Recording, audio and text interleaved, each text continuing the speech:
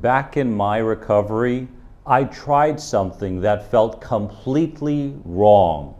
I actually started breathing less. And what happened next finally explained why my anxiety symptoms were so intense. Let's dive in.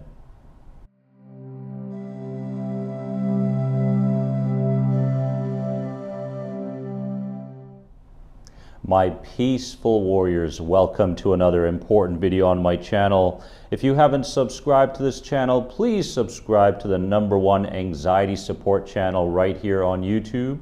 And if you'd like to learn more about any of my recovery programs, click here at any point in the video. Now we are diving deep into something that in the beginning of my recovery, my true recovery, I experimented with, and I want to share with you because this may be the most important component to lessening your symptoms, in fact, relieving them completely, including chronic fatigue. Okay? I'm going to talk about how a certain approach to breathing can change everything. Okay? So let's dive into just a couple of points here as we kind of investigate how to actually breathe properly in order to get out of an anxious survival state, right? In truth, my friends, overbreathing was keeping me in danger mode. Because when you breathe too fast or too much, you blow off too much CO2. And the science is really clear.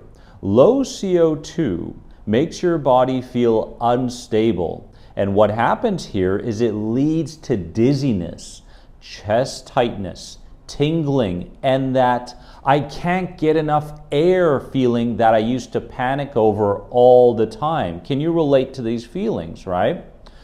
So I wasn't breathing. My anxiety was breathing for me. And that particular rhythm, although it felt very familiar, was one of the things, maybe the major thing, that was keeping my symptoms alive.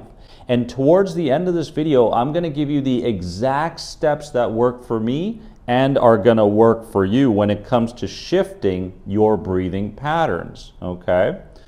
So breathing less, when we're talking about breathing less, it felt really uncomfortable to me at first.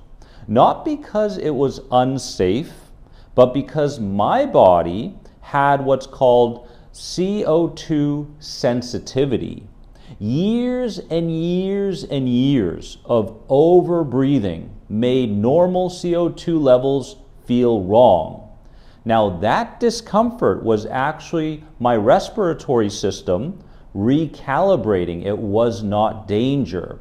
So for a long time, the advice that I was getting from a lot of people was take deep breaths. Lots of deep, deep breaths. But in turn, what actually showed my nervous system that I could perceive things in a safe manner wasn't so much the deep breaths, because in essence, those deep breaths made me feel like I was doing something. I was stuck in doership again, right? I need to do something that is not really the way my system wants to breathe. So again, it was kind of the doing, right? So I talk about doership a lot on this YouTube channel. And if you approach your recovery from the standpoint of doership, meaning I've got to do more for my healing, I've got to gain more knowledge, I've got to read more books, I've got to do more techniques, I've got to do more routines, that's doership, okay? So after a while, I kind of connected, hey, this kind of over-breathing or really deep breathing all the time was actually coming from the place of doership for me, and therefore it was coming from the place that wanted to keep me in survival mode. Now, when I learned how to breathe less, which I'm going to show you in a few moments how to do, when I made this shift, my system felt quite uncomfortable at the beginning, but then it got used to it. And then my thought patterns started to change, my symptoms started to lessen, everything in regards to anxiety started to subside, right? Within days of practicing this particular technique, everything shifted because CO2 levels of mine stabilized. The nervous system stopped firing false alarms. My heart rate settled faster. Symptoms felt less dramatic. Oh, there's another symptom, rather than, oh my God, what could this symptom mean, right? And my body finally stopped treating normal sensations like emergencies. So many of you are here on this channel because you are treating those normal sensations like emergencies because you're seeing them from the standpoint of anxiety. Anxiety and your inner protector wants you to see them as emergencies so that you can stay within a comfort zone of always perceiving danger.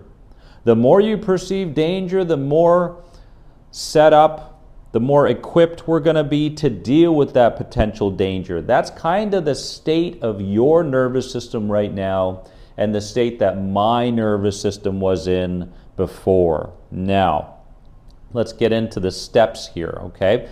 Now, before we get into the exact steps of how I want you to breathe from now on as you go through the day, I want you to understand that you don't have to do this deliberately all the time. If you come at it from the place of the inner protector, it will say you got to do this all the time. Are you not paying attention to your breathing? You better pay attention to what Dennis said, right? No, forget all that. Even if you take just a few seconds and just a few breaths to implement what I'm about to share with you, that is enough for the system to go, oh, well, there's a shift happening here. Let's dive deeper into this, okay? So I want you to understand that, okay? Now the steps are this. First, I want you to breathe in for 2 to 3 seconds through your nose, okay? Then I'd like you to breathe out for 3 to 4 seconds through your nose again. So you want to have a conscious awareness that your out breath is just slightly longer than your in breath. And yes, in the beginning, this is not going to feel comfortable, okay? Then, after your out breath, I'd like you to hold your breath for up to 5 seconds. If that's uncomfortable, hold it for 2 seconds or 3 seconds and work your way up to holding it for 5 seconds.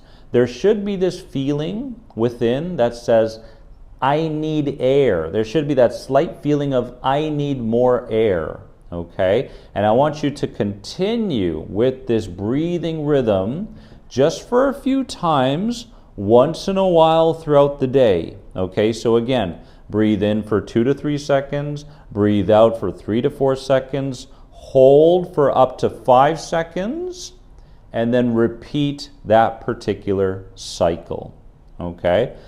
So if you're familiar with Buteyko breathing, this is kind of in line with that lighter kind of breathing method, okay?